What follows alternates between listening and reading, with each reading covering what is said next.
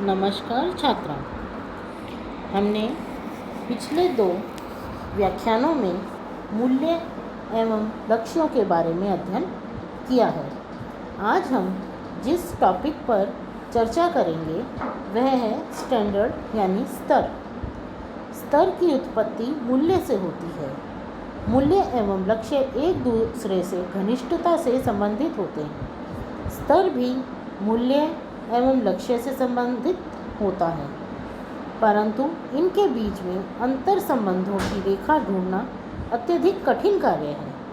स्तर का निर्धारण मूल्य, लक्ष्य एवं साधनों से होता है। स्तर मूल्य एवं लक्ष्य की अपेक्षाकृत अधिक स्पष्ट, निश्चित, स्थूल एवं व्यवहारिक होते हैं। किसी भी व्यक्ति के मूल्य एवं लक्ष्य के बारे में केवल अनुमान लगाया जा सकता है, जबकि उस व्यक्ति के स्तर का निरीक्षण किया जा सकता है। ये हमारे जीवन में आदत के रूप में विकसित होते हैं तथा हम उन्हें बिना अधिक सोचे विचारे ही मान्यता दे देते हैं। परंपरागत स्तर इसी स्तर के होते हैं, जिन्हें हम पीढ़ी दर पीढ़ी बिना विचारे आँख मूंदकर स्वीकारते हैं। कुछ स्तर ऐसे भी होते हैं जिन्हें केवल एक ही क्षेत्र एवं स्थिति में प्रयुक्त किया जाता है, जैसे आवास, भोजन, परिधान, शिक्षा, गृह सज्जा, आचरण आदि का स्तर। कुछ विशिष्ट स्तरों को सामूहिक रूप से रहन सहन का स्तर कहते हैं। कुछ स्तर अत्यंत सुस्पष्ट होते हैं, जबकि कुछ स्तर को नापने के लिए मानदंड को तय करना कठिन होता है। इसकी जो छवि हमारे मानस पटल पर बनती है, जैसे औसत, मध्यम, उच्च आदि में अंतर तय करना। अतः हम अब इन बातों को सुनकर स्तर को परिभाषित कर सकते हैं। हम प्रत्येक कार्य के लिए लक्ष्य को निर्धारित करते हैं। हम आंतरिक रूप से सोचते हैं कि हमें इससे कितना अधिकतम संतुष्टि प्राप्त होगी तथा बाह्य रूप से हम उसके अधिकतम सहयोग द्वारा अपने जीवन की योजनाओं को समझते हैं।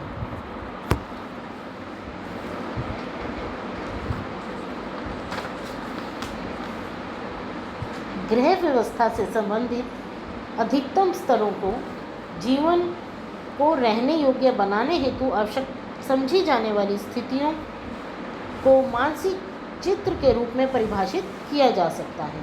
स्तर मूल्य के मापक होते हैं, जिनकी उत्पत्ति हमारे मूल्यों से होती है।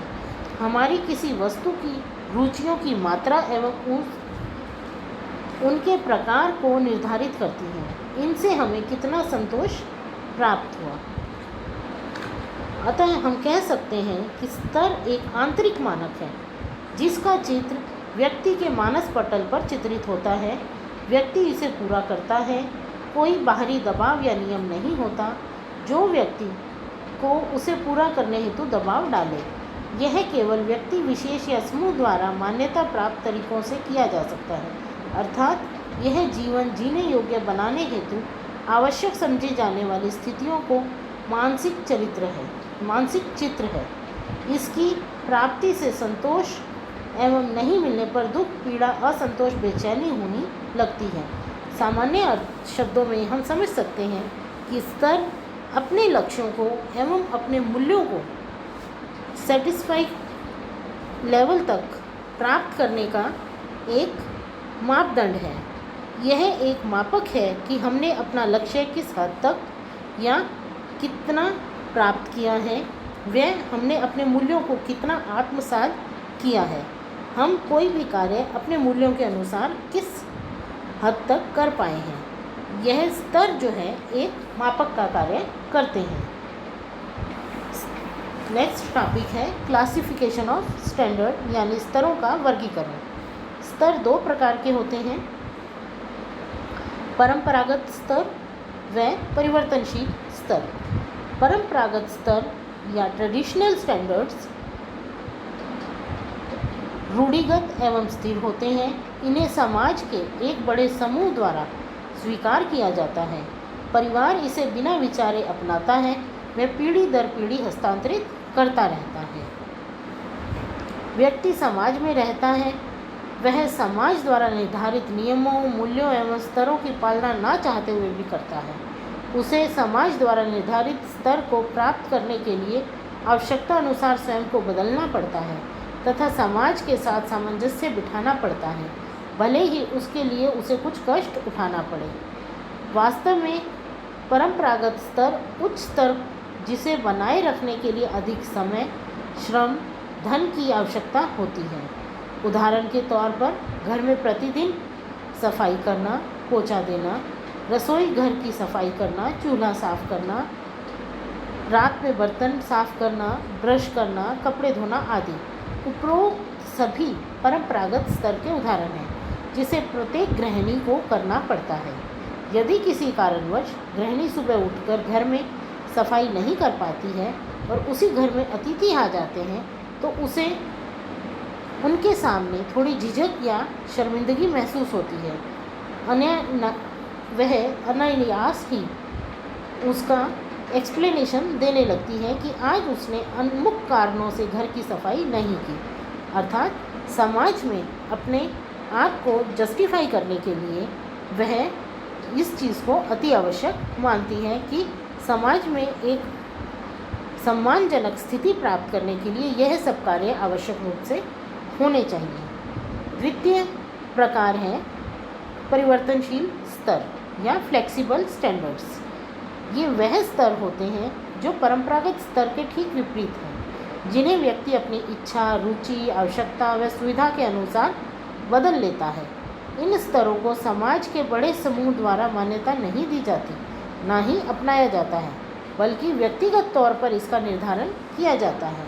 पारिवारिक जीवन में सुख, शांति, प्रेम, स्नेह, मित्रता एवं आपसी सामंजस्य बिठाने हेतु इन स्तरों को व्यक्ति मानता है।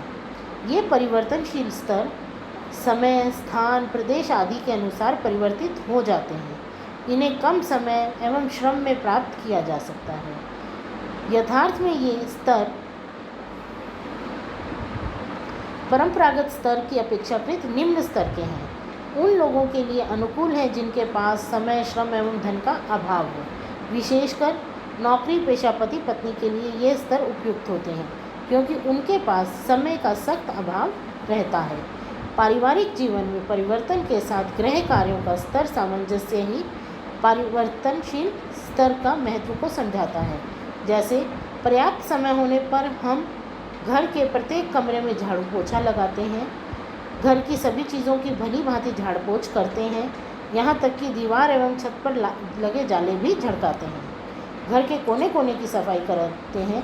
परंतु जब समय कम होता है तो हम कमरे की ऊपरी सतह पर झाड़ू लगाकर धूल पोंछकर चीज़ों को व्यवस्थित कर देते हैं। परंतु जब समय का सख्त अभाव होता है तो वैसी परिस्थितियों में हम केवल ऊपरी धूल झाड़कर किवाड़ बंद कर देते हैं और पर्दा खींचकर छोड़ देते हैं। अब परंपरागत एवं परिवर्तनशील दोनों ही स्तरों में आपसी संबंध भी है। एक ही स्तर विभिन्न परिस्थितियों में उपयुक्त या अनुपयुक्त हो सकता है। उदाहरण के तौर पर परंपरागत स्तर उन गृहिणियों के लिए उपयुक्त है जिनके पास पर्याप्त समय है, जिनका कार्य घर गृहस्थी संभालना है। परंतु यह स्तर कामकाजी या मजदूरी करने वाली महिला के लिए उपयुक्त नहीं है, क्योंकि उसके पास समय की काफ़ी कमी होती है। यदि उसे 2-3 बच्चे हैं तथा काम बांटने वाला घर में कोई नहीं है तो परंपरागत स्तर को स्वीकारना उसके लिए बेहद कठिन एवं दुस्साध्य कार्य हो जाता है। उसके साथ परिवर्तनशील स्तर ही उपयुक्त है, जिसमें समय मिलने पर वह पूरा कार्य कर सकती है। हमारे समाज में कुछ ऐसे उदाहरण देखने को मिल जाते हैं जो अपने घर एवं जीवन के कुछ पहलुओं में परिवर्तनशील स्तर को बनाए रखते हैं तथा कुछ जगह परंपरागत स्तर को दृढ़ता से पालन करते हैं। उदाहरण, एक महिला जो घर में बिल्कुल ही साधारण वस्त्र पहनती है, सादे लिबास में रहती है, परंतु घर से बाहर निकलने पर उसके स्टाइल एवं परिधान दोनों ही बदल जाते हैं। बाहर वह हमेशा सलीकेदार, धुले व प्रेस किए हुए वस्त्र धारण कर जाती है, वह बन ठन कर रहती है। इस उदाहरण से यह स्पष्ट होता है कि व्यक्ति के जीवन स्तर का अपना महत्व है, वह उसे अपने ढंग व अपने तरीके से अपनाता है। नेक्स्ट टॉपिक है फैक्टर्स अफेक्टिंग स्टैंडर्ड्स, यानी स्तरों को प्रभावित करने वाले कारक। इन स्तरों को कुछ कारक प्रभावित करते हैं, जैसे ओरिजिन ऑफ स्टैंडर्ड यानी स्तर की उत्पत्ति। स्तर का चयन करते समय यह जानना अत्यंत आवश्यक है कि आखिर इसकी उत्पत्ति कहाँ से हुई। जैसा कि हम सभी जानते हैं, स्तर का जन्म परिवार के जीवन मूल्यों से होता है तथा जीवन मूल्यों की उत्पत्ति परिवार की सभ्यता एवं संस्कृति से होती है। अर्थात स्तर की उत्पत्ति संस्कृति से होती है। व्यक्ति परिवार इन्हें ग्रहण करता है तथा पीढ़ी दर पीढ़ी इसका हस्तांतरित होता रहता है। यद्यपि स्तर समय, अवस्था, प्रदेश के अनुसार परिवर्तित भी होते हैं। यही कारण है कि एक समाज का स्तर दूसरे समाज के स्तर से बिल्कुल भिन्न होता है। एक ही व्यक्ति का स्तर अपने घरेलू एवं कार्य क्षेत्र में के जीवन में भिन्न भिन्न होता है। घर में परिवर्तनशील एवं लोचमय स्तर अपनाता है, जबकि कार्य क्षेत्र में उसका स्तर दृढ़ रहता है। समय के साथ स्तर में परिवर्तन होता है। तब महिलाओं का कार्य क्षेत्र केवल घर की चार दीवारी तक ही सीमित था, जबकि आज महिलाएं अपने कार्यों को घर से बाहर, चाहे अस्पताल में चिकित्सक के रूप में, महाविद्यालय में आचार्य के पद पर हों, सेना में सेनाधिकारी के रूप में अपने कार्यों को बखूबी निभाती हैं। अतः उनके जीवन स्तर प्राचीन समय की महिलाओं के जीवन स्तर से बिल्कुल ही भिन्न है। यह काल परिवर्तन के कारण स्तर परिवर्तन का एक अच्छा उदाहरण है। दूसरे कारक है स्तर का समय, श्रम एवं धन दृष्टि से महत्व। स्तर की उत्पत्ति पारिवारिक मूल्यों से होती है। यदि जीवन मूल्यों को अपनाने में व्यक्ति को आर्थिक परेशानी नहीं होती तो उसे अपनाना चाहिए। परंपरागत स्तर की रूढ़िगत स्तर जो हैं उसे बनाए रखने के लिए अधिक समय, शक्ति एवं धन की आवश्यकता होती है। परंतु यदि किसी व्यक्ति या परिवार के पास इन तीनों ही साधनों का अभाव है तो उसे इस स्तर का परिवर्तन करना आवश्यक है। उदाहरण, कामकाजी महिला परंपरागत स्तर को न अपनाकर परिवर्तनशील स्तर को अपनाती है तथा अपने लक्ष्यों की पूर्ति करती है। अतः किसी भी व्यक्ति के लिए वही स्तर उपयुक्त होता है जो समय, धन एवं शक्ति की दृष्टि से परिवार के उपलब्ध साधनों की परिधि के भीतर हो। तृतीय, मौलिक मूल्यों से संबंध। स्तरों को चयन की कसौटी में मौलिक मूल्यों के स्तर से संबंधित होते हैं। यह जानना ज़रूरी है क्योंकि चयनकर्ता किन मूल्यों को ग्रहण करता है वह उसके पास उपलब्ध साधनों पर निर्भर करता है। यदि व्यक्ति सामाजिक स्वीकृति एवं पूर्णता जैसे मूल्यों को अपनाना चाहता है तो उसके पास पर्याप्त मानवीय एवं भौतिक साधन भी उपलब्ध होने चाहिए। चतुर्थ, स्तर को बनाए रखने के लिए परिवार के सदस्यों पर प्रभाव। स्तर का चयनकर्ता को यह भी जानना चाहिए कि इस स्तर से परिवार के अन्य सदस्यों पर क्या प्रभाव पड़ेगा। क्या वे उसे सहज स्वीकार लेंगे? क्या इस स्तर को अपनाने से परिवार के सदस्यों के विकास में तो बाधा उत्पन्न नहीं होगी?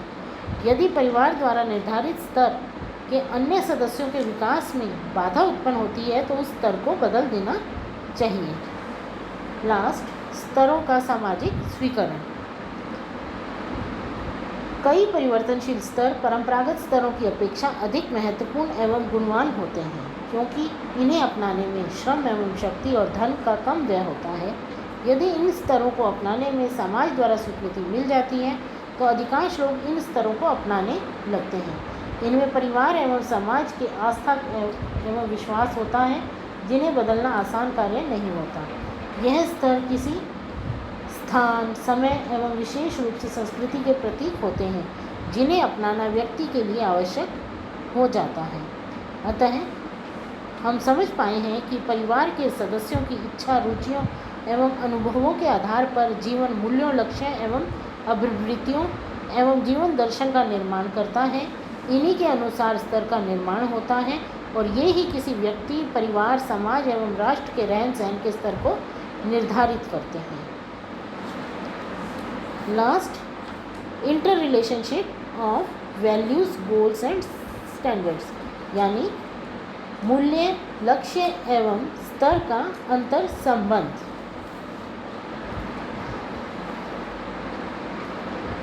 मूल्य, लक्ष्य एवं स्तर तीनों घनिष्ठ संबंधित होते हैं और यह अंतर संबंधित भी हैं।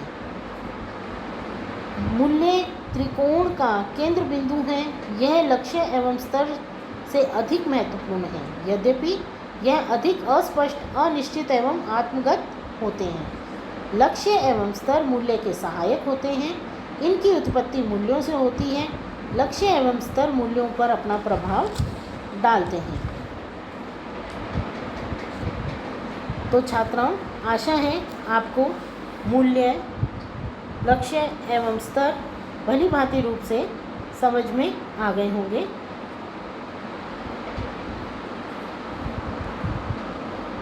अगली कक्षा में हम अगले टॉपिक के बारे में चर्चा करेंगे। धन्यवाद।